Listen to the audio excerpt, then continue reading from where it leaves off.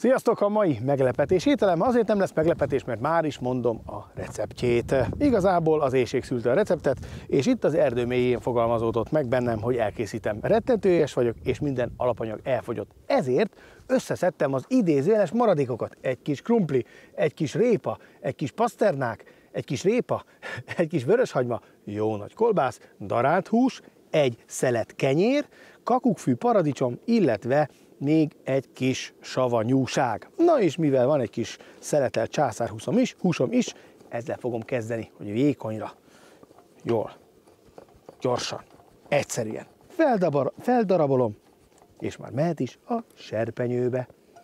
Így. Mint azt láthatjátok, most is gázt használok, de most a legkisebb változatát, ugye? Hát ezen is el fog készülni. Jó, hagyj piruljon, addig vágom hozzá a következőket. A vöröshagymát, ez is jó nagy, ugye, hentes hagyma, így hívtam. Ez kell hozzá még.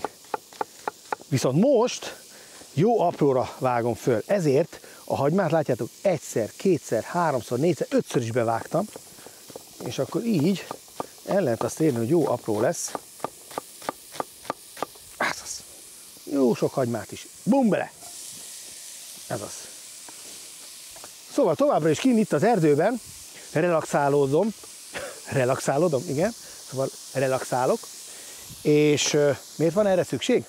Mert kicsit feckós voltam, ezért kijöttem a szabadba, és ajánlom nektek is. Na most, ha visztek magatokkal egy kis gázégőt, egy kis serpenyőt, egy-két hozzávalót, egyébként pillanatok alatt össze lehet dobni így a szabadban is egy olyan ételt, amit könnyű elfogyasztani. Vannak már erre azért nagyon praktikus eszközök, és ezeket érdemes kihasználni. Ezek olyan befektetések, mármint hogyha ilyeneket vásároltok, amik élményeket fognak nyújtani. És ez a lényeg, hogy ne tárgyakat vegyünk, hanem élményeket. Én megadom hozzá a receptet. Na, jó, ennyi volt most a szöveg. Jöhet hozzá a krumpli. A krumplit azért vágom először vékony szeletekre, majd aztán keresztben csíkokra, hogy minél hamarabb meg tudjon puhulni. Ugyanis ez adja most ennek az ételnek a, hát hogy mondjam, a velejét, a tartalmát. Ugyanis ez a kis krumpli, ami ugye egy darab volt, ez szét fog benne párolódni, és ettől lesz egy ilyen kis sűrű ragu. Ugye, amit a zöldségek, illetve majd a darált hús is ad. A szalonna és a hagyma mellett. Jó, szóval igazából jó ételt, ha jók az alapanyagok, akkor bármiből el lehet készíteni. Csupán egy kis fantázia kell hozzá. Ha nincs elég fantáziátok, akkor sincsen gond, mert ott van a weboldalam, vagy a Facebook oldalam, vagy éppen ugye a csatornám, amit most is néztek. Most kell hozzá egy kis nedvesség, ugye? Mert elég száraz. Erre jó a paprika. Ültetünk megint paprikát, bár szerintem ez hibrid mag, ebből nem lesz. Így. Jó, ez az asztal, meg vagyok vele elégedve. Ez a klasszikus kemping. De nagyon jó. Könnyű, összecsukható, és tudod vinni magaddal. Befér a kocsiba, még aminek nincsen ilyen nagy platója, abba is. Szóval mehet akkor a paprika. Így. És akkor most jön rá a só. Így. Hát, még egy kicsi. Jó. Elkeverem. Mehet bele a darált hús. Most csak így beleteszem, és akkor kicsit is széthúzom. Mondjuk jó lenne egy fedő egyébként, de hát az most nincs. Azt nem hoztam magammal ehhez az edényhez. Na, nem baj. Így. Na, akkor jöhetnek közben a zöldségek, sárga répa és a fehér répa. Kettőbe vágom. És aztán jöhet jó vékonyra.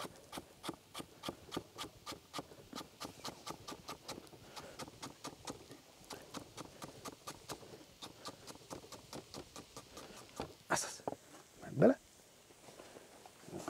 Az ilyenfajta kombinációnál, amikor úgy hirtelen jön egy ötlet vagy egy alkalom, és elkezdtek főzni, akkor arra figyeljetek, hogy igazából akkor lesznek jó ízek, hogyha megfelelően válogatjátok hozzá az alapanyagokat össze. Tehát itt most tudatosan tettem a sárga répa mellé ugye a fehér répát, illetve, bocsánat, ez nem is fehér répa, hanem paszternák. és a paszternáknak és a sárgarépának az együttes, ez az édeskés íze, az nagyon jó kombinálható például a húsokkal és a zöldségekkel, ilyen hirtelen összesütött formában is. És szinte nem is kell használnatok fűszert hozzá, ahhoz, hogy jó ízeket kapjatok. Itt most egyébként az ízt, ez a gyönyörű kis kolbászt fogja adni, ugye amiben van megfelelő mennyiségű fokhagyma, piros paprika, van benne kömény, van benne fokhagyma, úgyhogy szerintem ez odavág. Ez az. Hát teszek egy jó pár karikát bele. És akkor ezeket is csíkokra vágom. Összerakom, mint a zsetonokat a kaszinóba. All in. Ez az igazi all in. Bele minden. Jó, tessék. Amíg megpirul, addig hozzá vágom a savanyúságot. Na most, ennek is nagy szerepe van. Emlékeztek, vagy megvan a Stroganov nevű étel, amibe bele teszik a csemege uborkát? Na, hát ez is hasonlóképpen fog működni, hogy ez adja az édeskés íz mellett a savanykás ízt is. És akkor ettől lesz szám igazi. De viszont ezt akkor fogom belekeverni már, amikor elkészült az étel, tehát megpult a krumpli, kipirult a hús, és a lényege az, hogy ez csak egy ilyen kis savanykás ízt fog belevinni, de nem fogom már különösebben hőkezelni, tehát nem fogom se pirítani, se főzni, nem fogok bele csinálni semmit, csak így apróra összevágom. Így. Most elég edzősbe vagyok egyébként, gondolom látjátok. Én ezért nem nagyon szoktam hordani kapucnisat, de most föl kellett vennem, mert nagyon hideg van. Kicsit ilyen rok is. Jó? Még 10 perc. Na, mint azt láthatjátok, körülbelül egy jó 10 perces pirítás után már el is készült az étel. Már csak egy dolog van hátra, ahogy ígértem, hozzáadom a csemege uborkát, így, egyszer elkeverem, így, na és akkor most jön a trükk, kell még hozzá 2 darab tojás. Ahogy előszedte, és akkor belevitjük. Egyszer, le, aj, de hogy hova esett, nem tört össze. Na jó, szóval beleütjük. A lényeg, hogy ilyenkor lekapcsoljuk a gázt alatta, fogjuk, szétnyomjuk a sárgáját, így, és elkeverjük. De már nem forraljuk. Jó, szépen ez így megkrémesíti. De az a lényeg, hogy ne csináljunk belőle rántottát, csak keverjük hozzá. Így. Ettől lesz ilyen nagyon szaftos, nem lesz benne nyers, mert annyira forró az étel, csak nem kell kipirítani. Nézzétek! És teljesen szalonképes. Gyönyörű. Friss, finom. Pikpak megvan, mögött is a tálalás. Ez az. Ó, micsoda illat! Jó, hát mondjuk a kolbász az sokat segített rajta, meg a füstölt szalonna. Hát is, hogy szokták, közepére halmozzuk az élvezeteket, igen, és akkor természetesen csípős almapaprika, hát azt hozzá kell rakni mindenféleképpen. Na, nem ilyen nagy módon, mert inkább ilyen kisebbekre vágom, és akkor így szépen hozzá mellé, ez az. Na, még egy-kettőt mellé csípek így. Na, hát így.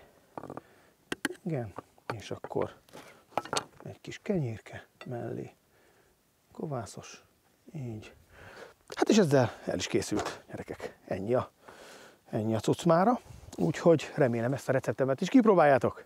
És tudjátok, kirándulni, kirándulni, kirándulni. Sziasztok!